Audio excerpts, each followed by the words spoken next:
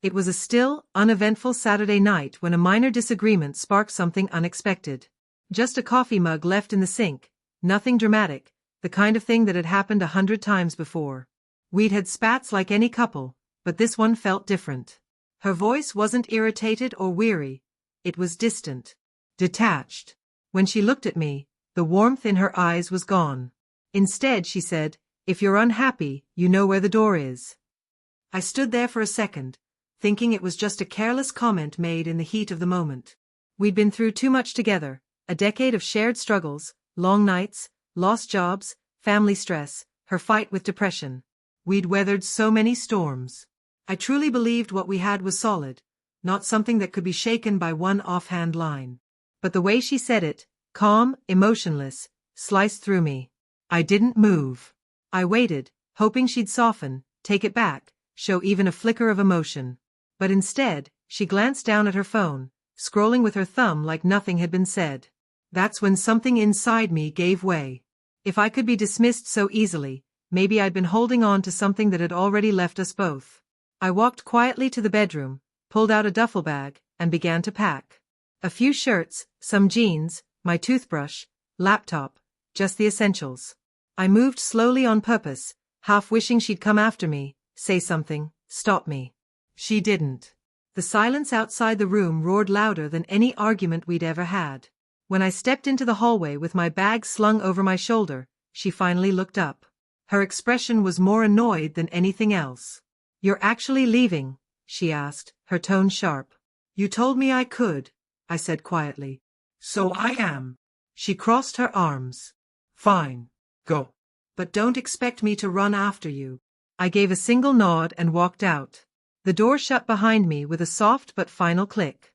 I didn't go far. I found a cheap motel nearby, and spent the night lying on the bed staring up at a ceiling with cracked paint. My thoughts raced in circles. Was it really about the mug? Or had we been drifting for a while now, covering up the growing distance with routines, pretending we were okay when we weren't? I kept checking my phone, hoping to see her name pop up on the screen. A message. A call. Something. But it stayed silent. The days rolled by. I stayed with a friend while looking for my own place. Meanwhile, she posted smiling pictures on social media, laughing, posing like nothing had shifted. It stung. But it also brought clarity. Maybe she'd started moving on long before that night. A week later, my phone finally lit up with her name. Her voice trembled on the other end. "You actually left?" "I did," I replied. "You told me to." She didn't respond right away. Then I heard her take a shaky breath, barely holding it together. "I didn't think you really would." We agreed to meet at a small cafe. She looked worn out, her face softer than I remembered. There was sorrow in her eyes, maybe even regret, though she still kept part of herself guarded. For the first time in what felt like forever, we spoke openly. She confessed that she'd felt overwhelmed, unsure of herself, lost in a fog of emotion she hadn't known how to express. She hadn't truly meant for me to leave. She just never believed I actually would. I told her that staying where I wasn't respected wasn't love. That her words that night had made it painfully clear she no longer saw me the way she once did. She wiped at her eyes and nodded slowly. "I always thought you'd stay. No matter what. I didn't think you'd call my bluff."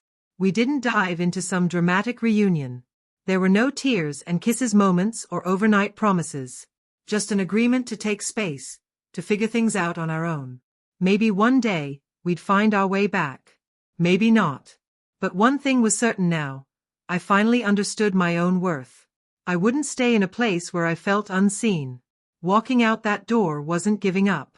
It was choosing myself, something I should have done a long time ago.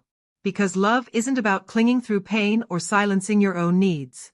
Sometimes, real love is knowing when to walk away with your head held high, and finding yourself again on the other side.